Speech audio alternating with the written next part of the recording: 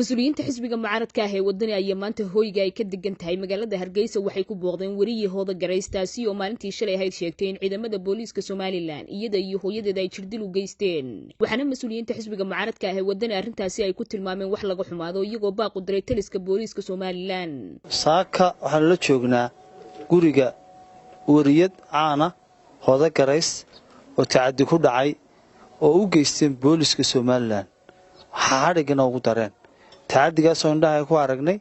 qoyskoodii oo dhan oo tacadi ku dhacayadii hooyadeed aad baan uga xunaa xisbi ahaan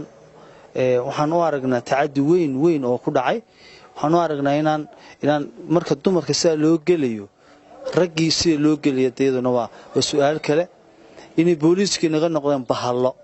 booliiskii Soomaaliland inay bahalo noqdeen baa cadaatay oo cadeynteedii inoo muuqata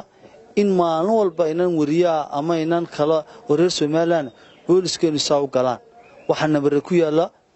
ay bulshada la wadaagtay ay qaar qaranayso iyo qaar ka muuqdaba wax weyn walaal marka inanta hoodo iyo hooyadeed iyo qoyskooda oo dhan dhibta ku dhacday aad baan uga xunnahay waxaan ugu baaqaynaa taliska guud ee booliiska in xilka iska casilaan waxaan u baahanahay xeer baa u baahanahay civilianka iyo dadka bulshada booliiska qabta aad baa uga xunnahay oo waxaan cambaaraynaynaa waxaan leenahay maamulka maanta jooga ee Muuse Bixi hogaaminaya madaxweyne sharciga sareynaya ku ololays sharciga uu hooseeyo ka dumarkii maatidii xasuuqaya in nabarada u geysanaya ee xidhaya sabab la'aan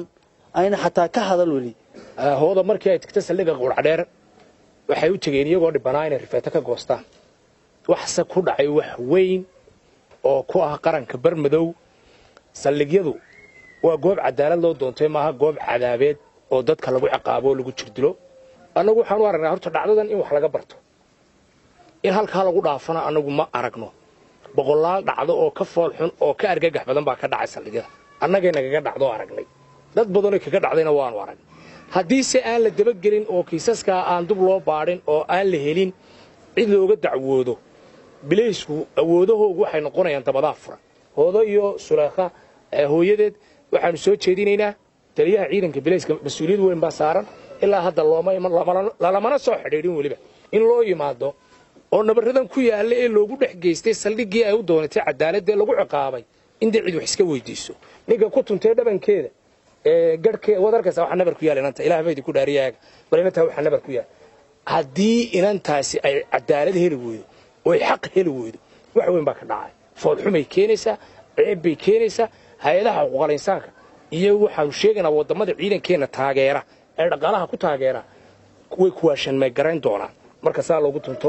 maatida iyo hablaha ee tacadiyada noocaas dhacaan waxaanaanu soo jeedinaynaa cid kasta oo ay arrintan damqayso ay si uun dareen ugu abuuraysa waa inay damiirkeedu damaqdaa oo ka gilgishaa oo ka garaabaa mase ka hadhayne xisbi ahaan waanu daba soconayna waanu idiin hiilinayna waanu idin garab taagnaanayna hoodo waxay qabtaa nabare waaweyn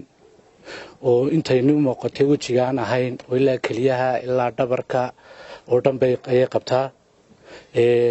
hooyadee Suleekha Caaqil Cabdilaahina iyaduna way xanuunsanaysay markii hore waxa laga keenay dhakhtar Itoobiya may ahayn in tacadigan iyo dagaalkan iyo inaad ku samaysaan waanu ka xunahay ka xisbiyaana aad baan uga xunahay waanu garab galaynaa ilaa sharciga halka ugu dambeeyana hoodo iyo hooyadeed Suleekha Caaqil Cabdilaahiba waanu garab taaganahay geesta kale wariyahooda gareys iyo hooyadeed ayaa ka mahad celiyay booqashada ay ugu yimaadeen mas'uuliyiinta xisbiga wadani araan xisbiga wadani oo imika hooygaanu ka deganahay magaalada Hargeysa nagu soo booqday waxaan leenahay waxaan ugu dhacay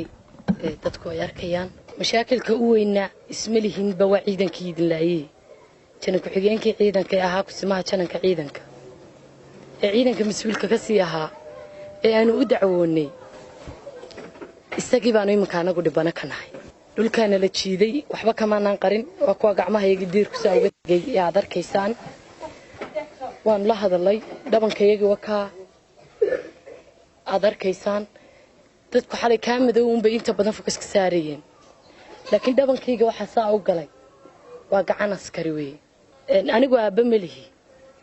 hooyaday agoonnimo igu soo korisay way xanuunsanaysaa muddooyinkii ugu dambeeyeyna way bogtay hortayda inta dhagaha la qabtay iyo timaha feerjid lagu garaacay madaxeeda waxaa ka sareeya waa barar halkii habeenkii aanu dhakhtarka galnay iyo ilaa imikada way ma tagaysaa waxa ugu badan aan saldhiga uga soo baxayna waa inaan hooyaday horta anigu dhakhtar la helo oo aanan hadhowtadii naftayda ku eersanin adaa jeelka ku sii dhaxayay maadaama loo diiday xataa xabad kaniin inay bannaanka nooga soo gasho waxaan ugu dhacay wax adag wax fool xun weligay yaa lahayna kama fikirin taasaad Soomaaliland kala kulmaysaayo de ma baan lahayn maxay ahayd waajibkeeda anagu waxaanu tagnay meel geeriya waanu ka soo noqonay gabadh baan u feebar sameeyno soo qaadnay gabadha waxaanu isdhiray intaanu farmasi geynay nagu yiri u soo jarar rifertadii anagoo doonayna oo nin yiri taliyaan ahayo aanu bidaantiisana garanaynay uu meesha joogo ayuunbu inay yari kadinka kaga bilaabay afar askari oo inantaydii saaran oo dhulka jiifto markan arkay askartii anuguna waan la dagaalamay markan la dagaalamay wayna jiideen afar kale gudaha uga yimid iyo qof dumara taliyahaas wuu taagnaa waxaanu leenahay kitaabka quraanka ee ummadda ku kala baxdaha naloo mariyo inaanay 8 nin iyo gabadha 9 qof aanayna gacan saarin sagal beldeq axmed hun cable tv hargeysa